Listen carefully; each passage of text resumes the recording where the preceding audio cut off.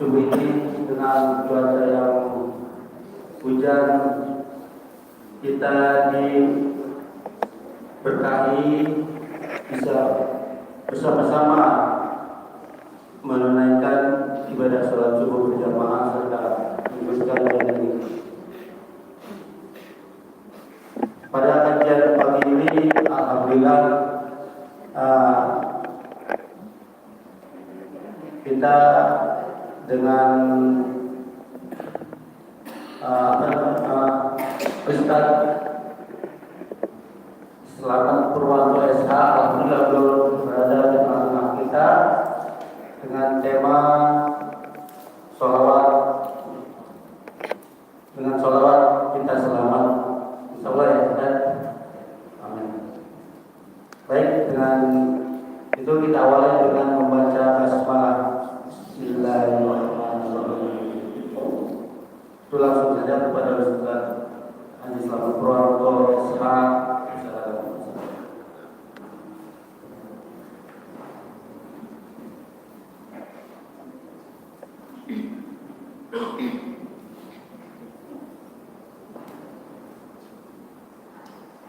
Bismillahirrahmanirrahim. Assalamualaikum warahmatullahi wabarakatuh.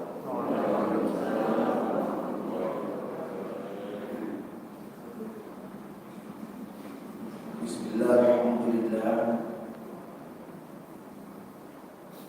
Wassalatu wassalamu ala Rasulillah Muhammad bin Abdillah wa ala alihi wa sahbihi wa man wala. Asyhadu an la ilaha illallah wahdahu la syarika lahu wa asyhadu anna Muhammadan abduhu wa rasuluh. Allahumma shalli wa sallim wa barik ala sayyidina Muhammad. Allahumma shalli ala sayyidina Muhammad. Allahumma shalli wa sallim wa barik ala sayyidina Muhammad wa ala alihi wa sahbihi ajma'in. Qalu subhanaka la ilma lana illa ma 'allamtana innaka antal 'alimul hakim. Rabbi shrah li sadri wa yassir li amri wahlul 'uqdatam min lisani yafqahu qawli. Shadaqallahul 'azim. Ma'asyiral muslimin wal muslimat rahimakumullah. Bersyukur kita kepada Allah Subhanahu wa taala, mata ini masih nikmat untuk melihat. Bersyukur kita kepada Allah Subhanahu wa taala, telinga ini masih nikmat untuk mendengar. Bersyukur kita kepada Allah Subhanahu wa taala, sampai saat ini Allah masih memberikan oksigen kepada kita secara gratis. Bersyukur kita kepada Allah Subhanahu wa taala, sampai saat ini Allah masih mengumpul kita kepada orang-orang yang kita cintai. Bersyukur kita kepada Allah Subhanahu wa taala, kita dijadikan, ditempatkan kepada tempat sebagai jamaah Masjid Safatul Marwah dalam keadaan aman, nyaman, tentram dan tenang. Bersyukur kita kepada Allah Subhanahu wa taala, kita dijadikan orang Indonesia yang diberikan kebebasan untuk beraktivitas selaku pemeluk agama Islam. Bersyukur kita kepada Allah Subhanahu wa taala, Allah penguasa tunggal, Allah pengatur alam jagat raya semesta, yang telah mempergilirkan datangnya siang dan malam secara rapi dan harmonis. Allah yang telah melajukan mentari dan rembulan silih berganti beredar pada poros yang telah ditentukannya.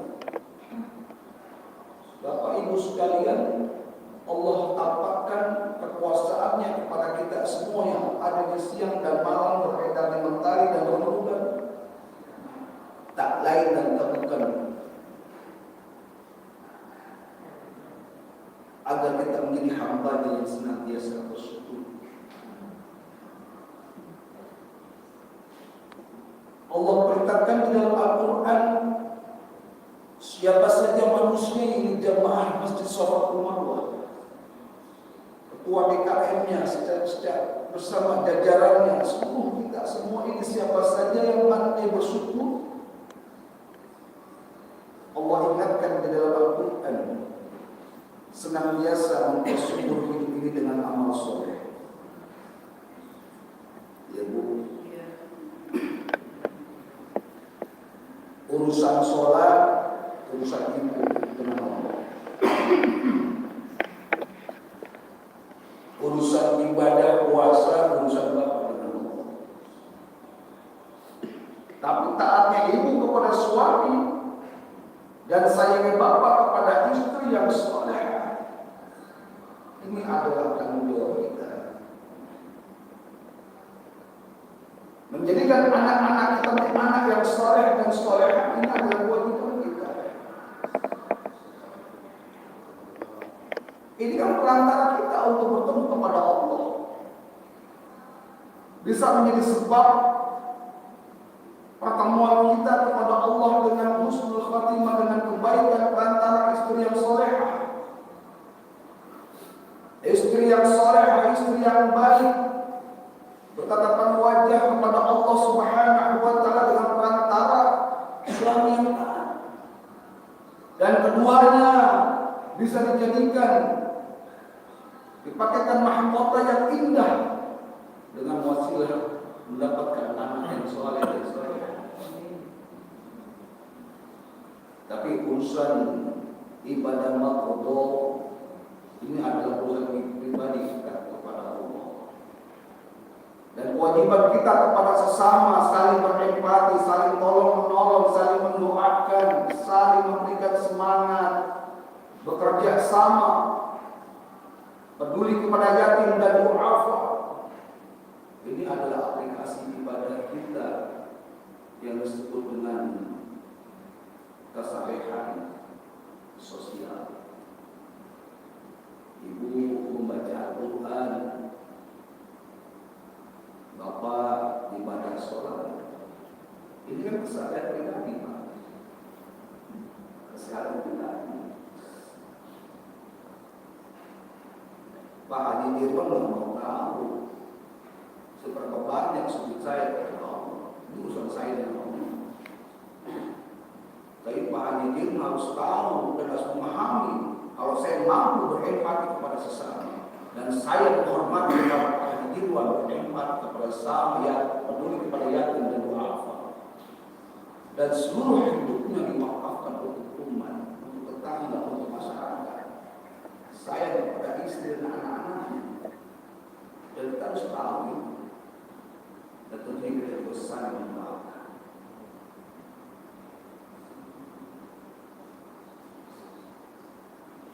Pak Ustaz Amir tidak perlu tahu seberapa banyak Al-Quran yang saya baca. Tapi Pak Ustaz Amir harus tahu kepada saya sebagaimana saya baik kepada tetangga. Kita harus tahu dan kita pahami.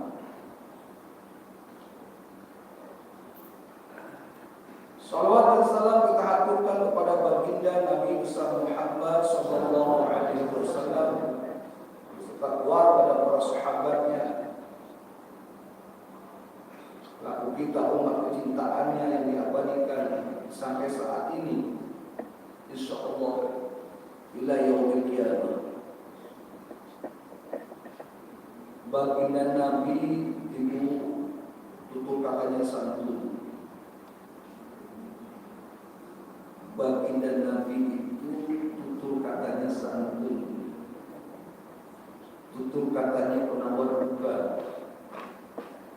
kepribadiannya bagaikan samudra yang airnya tidak akan pernah kering.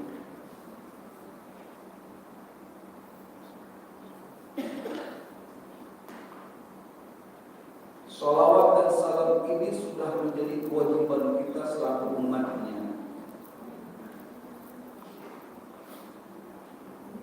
karena kita mengharapkan syafaat beliau. Yang kelak nanti perjumpaannya kita berharap kepada Allah, ini berdoa kita di alam dunia. Ini orang tua saya Ustaz Amin. Aduh Bu, saya ini Masya Allah udah seminggu flu, suringan berpura-pura, jadi batuknya gatel. Mudah-mudahan ini jemaah masjid Fatul Marwani sehat walafiat ya. Ya Allah, kalau sehat benar sehat. Coba ibu, bapak jangan sampai datang pada sehat semua. Batuk baca Quran tidak enak. Batuk, kalau batuk kayak ini gatel.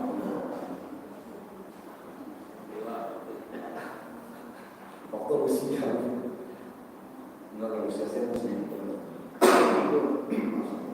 yang penting amal soleh dulu ya. Mohon maaf kita terganggu batuk terus ini. Mohon izin saya minum dulu ya. Pak Irwan saya minum. Ini Ustaz Irwan nih. Mohon izin Ustaz saya minum.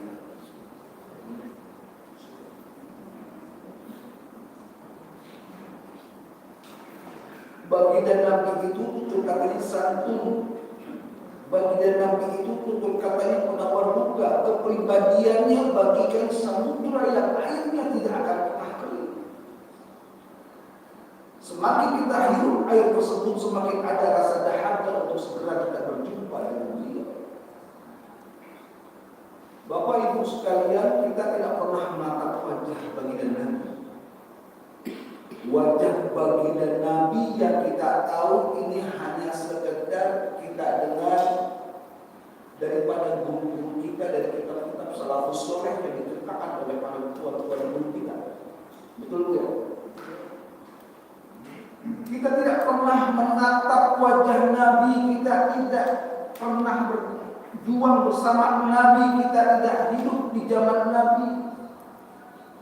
Tapi baginda Nabi mengharapkan perjumpaannya umat akhir zaman. Dirindukan umat akhir zaman. Kenapa umat akhir zaman yang tidak pernah menatap Nabi, tidak pernah hidup bersama Nabi, tidak pernah berjuang bersama Nabi, pahit getirnya perjuangan dakwah baginda Nabi tidak dirasakan di umat akhir zaman. Tapi umat akhir zaman ini, jamaah Safatul Marwah, tetap beriman kepada Allah, la ilaha illallah Muhammadar Rasulullah, dan mengakui secara sesungguhnya baginda Nabi, mencintai baginda Nabi selaku Nabi dan Rasul. Ini yang baginda Nabi rindukan. Kalau para sahabat keimanannya semakin bertambah karena para sahabat melihat perjuangan Nabi.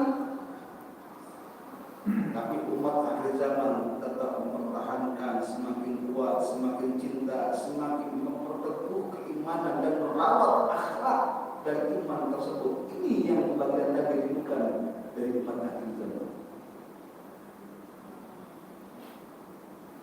Salawat dan salam ini diperintahkan oleh Allah Subhanahu wa Ta'ala, yang nantinya juga saya jelaskan dalam kitab As-Sahihul Ibad, karangan kitab Syekh An-Nawawi Al-Bandari, yang salah satunya baginda Nabi Adam alaihissalam merasa iri kepada umat baginda Nabi atas syafaat yang baginda Nabi berikan kepada umatnya, kepada kita. Bapak Ibu sekalian, agar ini satu arah dan fokus.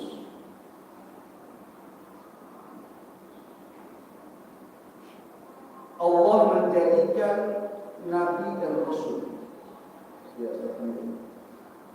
Allah mengutus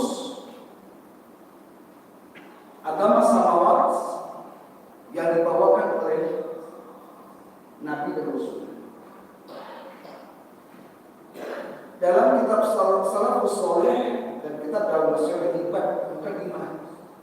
Dalam kitab Masyarakat Ibad,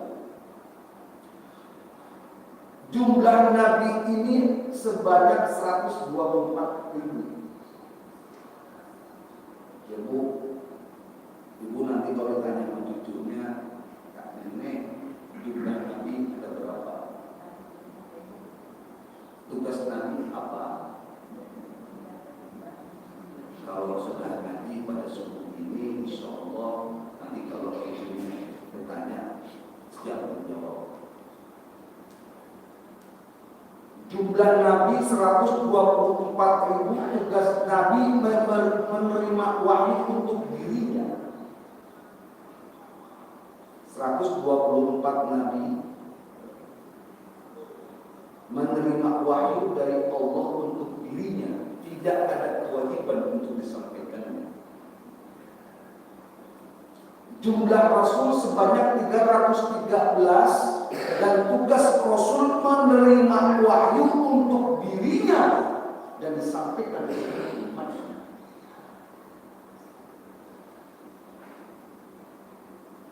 Dari 313 jumlah Rasul,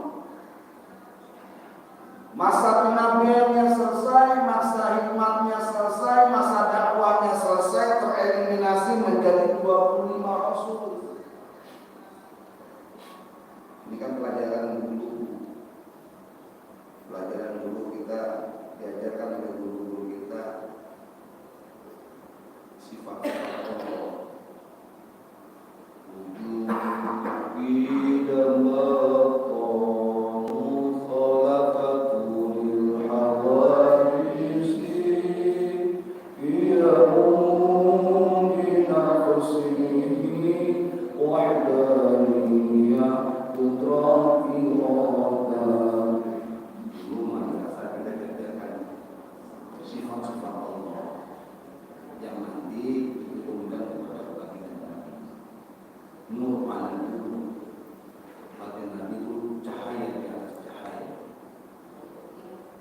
Dari 25 Nabi dan 25 Rasul tereliminasi menjadi 5 Rasul yang disebut dengan ulul azmi.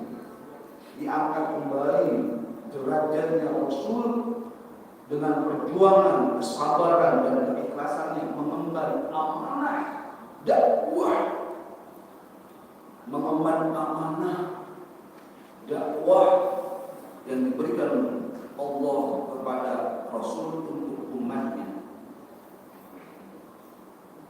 Dari 5 Rasul yang disebut ulul azmi dikompres kembali, tereliminasi menjadi 1 Rasul, yaitu baginda Nabi besar Muhammad sallallahu alaihi wasallam. Nanti jawabannya jelas nanti dengan sholawat hidup kita selama satu persatu pas.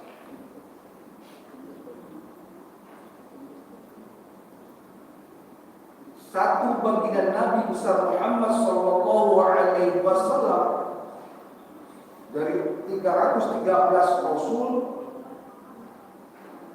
yaitu baginda Nabi besar Muhammad sallallahu alaihi wasallam, karena baginda Nabi menerima, mengemban, menyampaikan risalah amanah untuk umatnya yang akan memberikan syafaat di akhir zaman.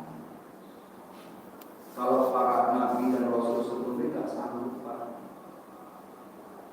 Gak sanggup. Para rasul yang sebelumnya gak sanggup. Bahkan sebelum bagian nabi, kurang lebih 200 sampai 500 tahun sebelumnya masa kenabian Nabi Isa kan panjang itu. Dipikir Rasul yang terakhir adalah Nabi Isa. Karena perjalanan risalah dakwahnya ini jauh sebelum bagian Nabi dilahirkan. Nabi Isa alaihissalam masa kenabiannya itu jauh, prosesnya periodenya sampai ke baginda Nabi.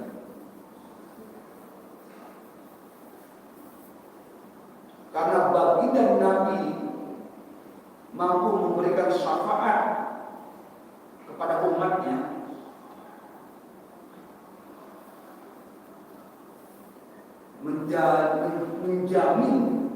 menjamin umatnya untuk nanti dikumpulkan bertemu kepada Allah Subhanahu wa Ta'ala.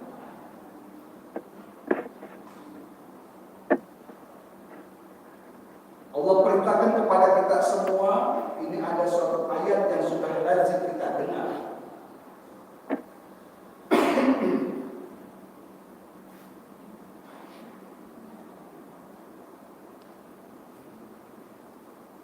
Ayat itu berbunyi, Innallaha wa malaikatahu yusalluna 'alan nabi ya ayyuhalladzina amanu sallu 'alaihi wa sallimu taslima.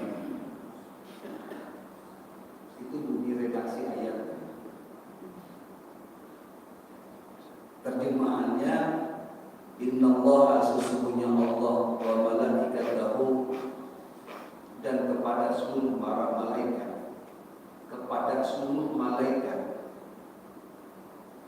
yusalluna 'alan nabi, bersalawat kepada baginda Nabi. Ya ayyuhalladzina amanu, hai orang-orang yang beriman, sallu, itu perintah, sallu, bersalawatlah, 'alaihi wasallam taslima, kepada baginda Nabi besar Muhammad sallallahu alaihi wasallam. Nah, ini inti dari mari kita bersolawat, rawat solawat, insyaallah hidup kita selama di dunia. Di ayat ini.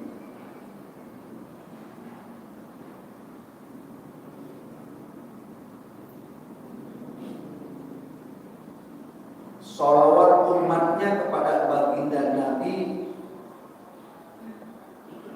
Bapak Ibu sudah paham ya? Salawatnya umatnya kepada baginda Nabi sudah lazim kita kenal. Apa itu salawatnya? Salawat yang kita baca di dalam sholat.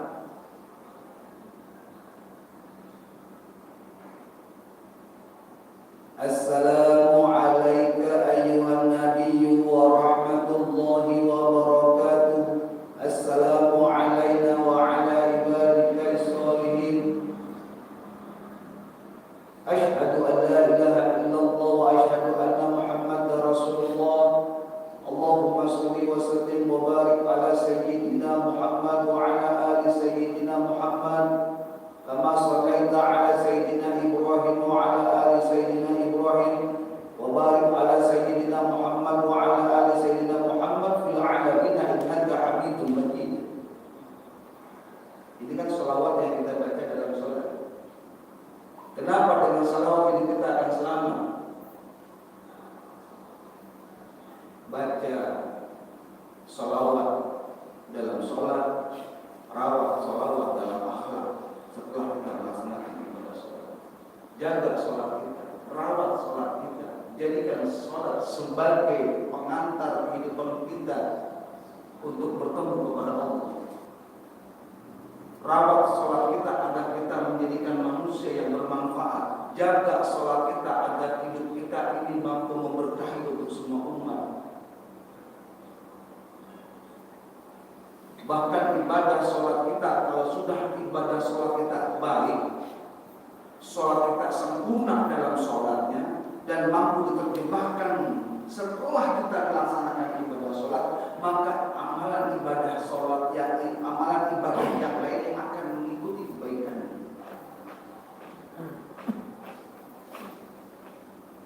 Pertanyaannya, apakah sholawat dalam sholat mampu kita rawat setelah sholat?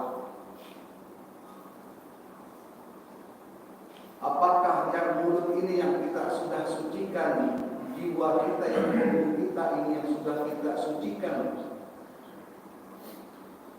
secara fisik dalam tubuh air suci karena kita menghadap zat yang suci. Mampukah kita rawat, mampukah kita jaga setelah kita melaksanakan ibadah sholat, setelah kita membaca sholawat?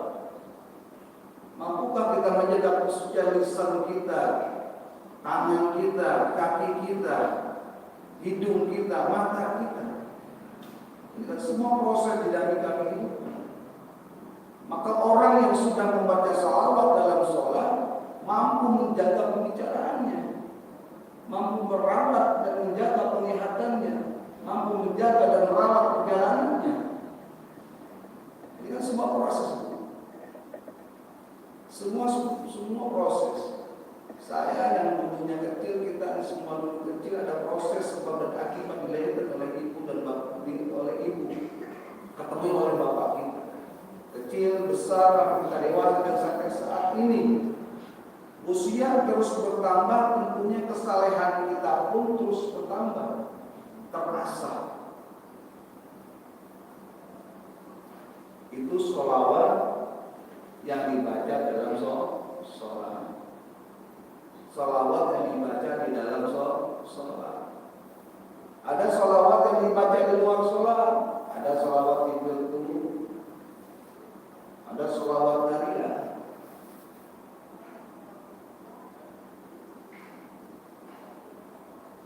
Dan bagaimana sholawatnya Allah kepada baginda Nabi, dan bagaimana sholawatnya para malaikat pemerintah, seluruh malaikat penjaga langit, penjaga bumi, penjaga kumpulan dan huruf-huruf hijaiyah dalam Al-Quran.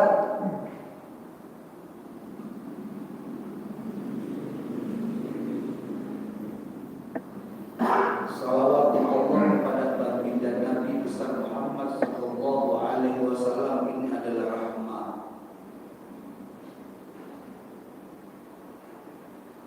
kasih sayang yang diberikan oleh baginda Nabi untuk umatnya.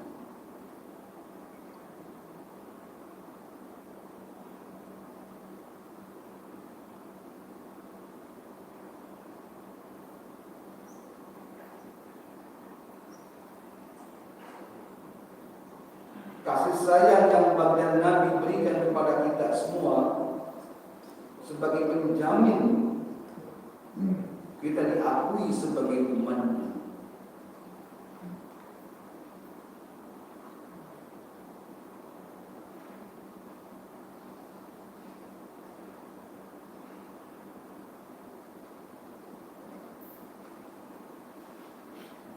Ada sahabat bertanya kepada baginda Nabi terkait dengan rahmat, kasih sayang Allah kepada baginda Nabi untuk umatnya.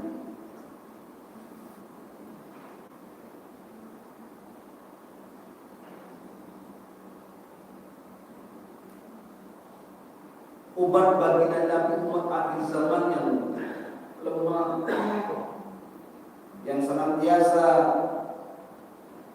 lalai akan ibadah, berbuat kesalahan dan dosa.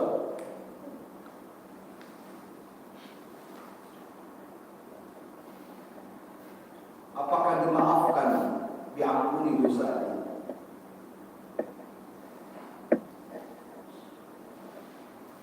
Kasih sayang Allah yang Allah berikan kepada baginda Nabi untuk umatnya,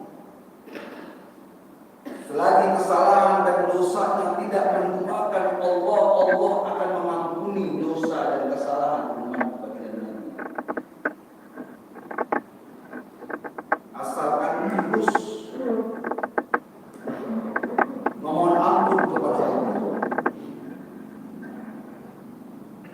Kalau saja 1 tahun sebelum ajal menjemput, umat baginda Nabi mohon ampun atas kesalahannya, maka Nabi menjawab,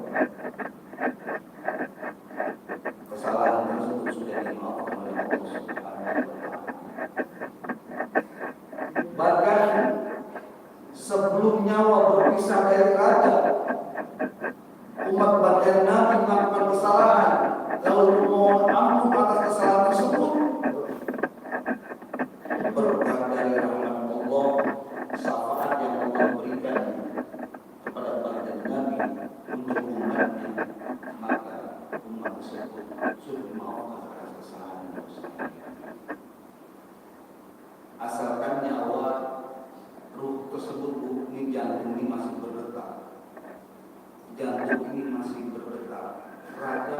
tidak mau digerakkan, tapi jantung ini masih bergerak, lisan ini masih berucap la ilaha illallah Muhammad Rasulullah astagfirullah, ikhlas, tulus, betul-betul mohon ampun kepada Allah Subhanahu wa taala, maka Allah akan mengampuni dosa dan kesalahan umat tersebut. Ini yang disebut dengan salawat Allah yang Allah berikan kepada baginda Nabi, itu adalah rahmat.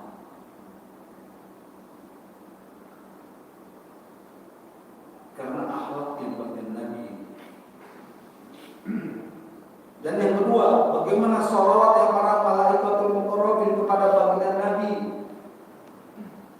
Salawat yang para malaikatul muqarrabin kepada baginda Nabi itu adalah maghfirah, ampunan. Jadi ibu bapak sekalian, di saat kita berdoa yang membawa doa kita ini adalah para malaikatul muqarrabin untuk disampaikan kepada Allah Subhanahu wa taala. Maka bapak ibu sekalian,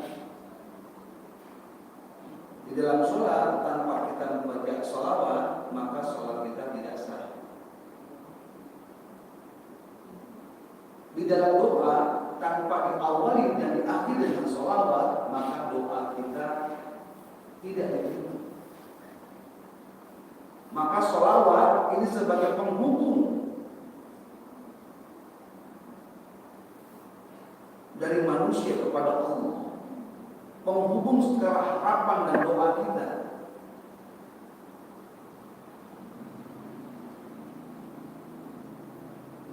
Bapak ibu sekalian, baginda Nabi ini adalah seorang ayah. Baginda Nabi seorang pemimpin. Baginda Nabi ini adalah seorang pebisnis.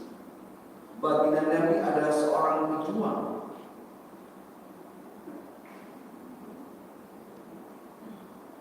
Pertanyaannya adalah, sejauh mana kecintaan Nabi, kecintaan kita kepada baginda Nabi? Dan sekian banyak kita mempelajari dan mendengar terkait dengan perjuangan baginda Nabi sampai saat ini. Apakah pesan, cerita yang kita tahu dalam kehidupan kita tentang perjuangan Nabi, bahkan baginda Nabi mampu memberikan syafaatnya kepada umatnya, sudah melekat kuat dalam diri kita untuk keluarga kita.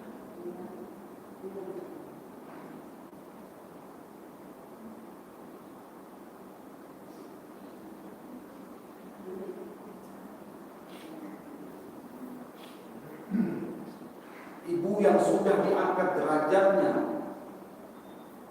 di saat zaman baginda Nabi, yang dulu wanita sebagai budak, wanita sebagai pelampias syahwat, tidak ada harkat dan martabatnya. Bahkan seorang ibu yang melahirkan seorang wanita itu dibunuh, dikubur hidup-hidup, karena wanita tidak memiliki harkat dan martabat. Tapi karena syafaat dari baginda Nabi, wanita diangkat dan menjadi terhormat. Dan kaum ulama mengatakan bahwa surga itu ada di bawah telapak kaki ini. Hidup kita ingin selamat, hidup kita ingin berkah, hidup kita ingin bahagia. Selaku anak, hormati ibumu, sayangi ibumu, cintai ibumu, hormati ibumu. Kalau hidup kita ingin selamat. Dan rahmat ini adalah ibumu, karena seorang ibu memiliki rahim, dan rahim itu adalah zatnya Allah, Ar-Rahman, Ar-Rahim. Karena ibu adalah penyayang.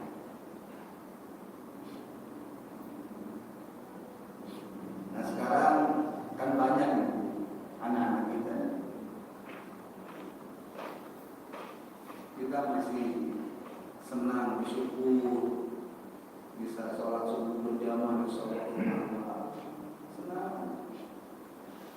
Cuma kita lebih senang kalau ada anak-anak kita yang sudah balik, anak-anak kita yang sudah dewasa, ikut bersama kita sholat subuh berjamaah, ikut bersama kita untuk belajar dengan Islam. Ini kan sunnah baginda Nabi. Kalau bapak ibu sekalian sholat subuh, saya yang sholat subuh berjamaah, karena saya sudah merasakan nikmatnya sholat, berkahnya sholat. Ini adalah suatu kebutuhan saya, kebutuhan kita. Nah ini nanti bagaimana terus anak-anak kita ibu? Sudahkah bapak ibu sekalian memanggil anak-anak ibu, anak-anak kita dipanggil kita di hadapan kita? Kita tanya Pak, kita tanya. Kalau kita masih sering masih rajin kita di majelis taklim, kita tanya kepada ahli ilmunya, tanya sama anak kita, sejauh mana engkau mengenal baginda Nabi Muhammad? Bapak bertanya kepada ibumu yang sudah mengandung, ibumu yang sudah melahirkan, ini orang tuamu yang sudah membesarkan. Saya bertanya kepada Muna, sejauh mana kau mengenal baginda Nabi dan sejauh mana kau mencintai baginda Nabi? Jangan sampai nanti orang tuamu kau pun tidak mengenalkan baginda Nabi, tidak mengenalkan kesalahan sosial akhlak dari baginda Nabi. Dan yang kedua, PR kita kepada anak kita, apa yang engkau persembahkan nanti untuk kedua orang tua, setelah kedua orang tua sudah berubah pangkat, berubah kasta, berubah derajat menjadi almarhum dan almarhumah. Tanya.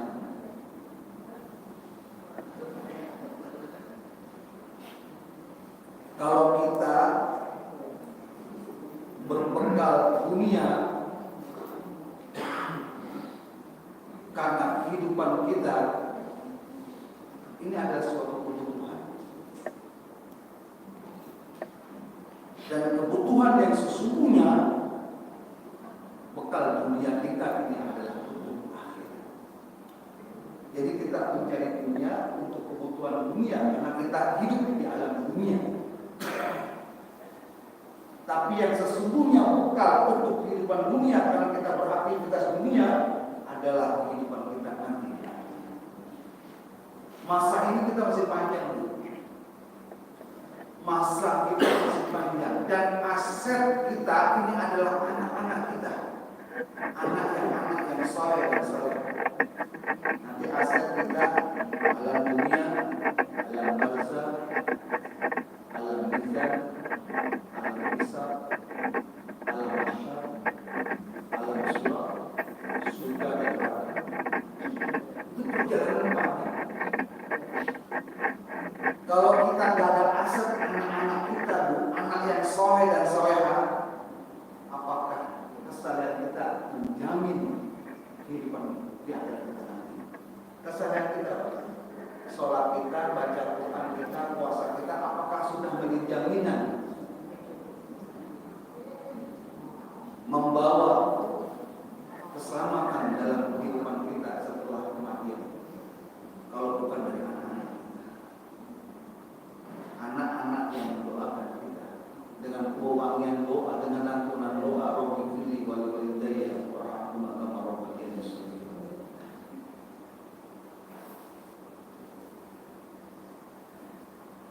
Nah ini kan baginda Nabi ini mengajarkan kebaikan kepada umat. Akhlak baginda Nabi adalah Al-Quran. Maka cintai Al-Quran untuk dibacanya, cintai Al-Quran untuk dipelajarinya, cintai Al-Quran untuk diamalkannya. Bapak Ibu sekalian, kalau kita mau komitmen ini masjid Sholatul Marwah, ini adalah sunnah dari baginda Nabi. Masjid ini adalah sunnah baginda Nabi. saat baginda Nabi hijrah, ada dua tempat yang dibangun oleh baginda Nabi. Yang pertama adalah madrasah, yang kedua adalah masjid. Ini kan simbol kekuatan. Yang pertama madrasah sebagai majelis ilmu di mana orang belajar menghilangkan kebodohan, tahu akan Tuhannya, tahu siapa itu yang memberikan kebaikan, siapa tahu itu orang tuanya, gurunya. Ini adalah majelis ilmu. Yang kedua adalah masjid sebagai sarana dan prasarana ibadah sholat. Nah, ini masjid Shobatul Marwah yang sudah kita bangun bersama. Mari sama-sama kita rawat generasi kita dengan apa-apa kita sekalian agar menerus kita. Siapa nanti yang mampu menggantikan para imam maktubat di Shobatul Marwah khususnya, mengganti Ustaz Nanda, Ustaz Irwan, Pak Haji Irwan, Ustaz Amir, siapapun para masyayikh yang ada di sini, itu harus digantikan oleh generasi-generasi. Kalau kita tidak siapkan, tinggal tunggu kehancuran. Ini Shobatul Marwah yang menjadi landasan visi misi perintis ini akan menjadi sejarah. Kalau ibu tidak merawat generasi-generasi. Bapak Ibu sekalian, yang pertama, salawat Allah kepada Nabi adalah rahmat, salawat para malaikatul muqarrabin adalah ampunan, dan salawat umatnya kepada baginda Nabi adalah membaca salawat kepada baginda Nabi dalam sholat. Ibu, salawat umat kepada baginda Nabi membaca salawat dalam sholat. Jaga sholat kita. Karena nanti amal yang pertama ditanya oleh Allah adalah sholat. Baiklah sholat. Nanti mulut dikunci. Al-yawma nakhtimu ala afwahihim wa tukallimuna aydihim wa tashhadu arjuluhum bima kanu yaksibun. Al-yawma nakhtimu ala afwahihim, nanti suatu saat nanti ditanya oleh Allah Subhanahu wa taala, ini bukan mulut yang jawab, tangan yang menjawab, kaki jadi saksi. Kaki yang ditanya, tangan yang jawab, mata yang jadi saksi.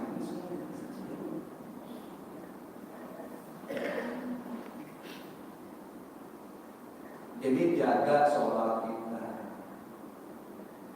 Kalau kita sudah baca salawat dalam sholat, jaga sholat di dalam sholat, perbaiki sholat kita, maksud tujuan sholat kita. Lalu setelah sholat, jaga kesucian sholat dalam kehidupan kita. Insya Allah sholawat membawa kita selamat. Ibu sudah punya cucu, berarti sudah ada buah generasi. Saya sudah punya anak, tapi saya satu generasi. Alhamdulillah, anak saya saat ini sudah masuk pesantren Tauhidul Quran. Itu aset saya. Meskipun nanti sudah berkeluarga, sudah bekerja, sudah beraktivitas, kita sebagai orang tua tidak akan menuntut secara finansial berapa yang harus dikembalikan kepada kedua orang tua yang sudah mengandung, sudah melahirkan, sudah bersekolah. Kita tidak akan menuntut itu. Saya hanya bertanya, kita sama orang tuanya bertanya, apa yang kau berikan kepada orang tuamu setelah orang tuamu meninggal? Mampukah kau memandikanku di saat aku terbunuhkanku, mengkafankanku, memandikanku, mensolatkanku, menguburkanku, dan mendoakan aku selaku orang tuamu? Itu saja. Mudah-mudahan ini ada manfaatnya. Silakan Bapak Ibu kalau kita berdiskusi, mudah-mudahan diskusi kita ini akan ada manfaatnya. Yang saya sampaikan juga akan ada manfaatnya. Baik, Bapak Ibu, bila ada pertanyaan, dipersilakan.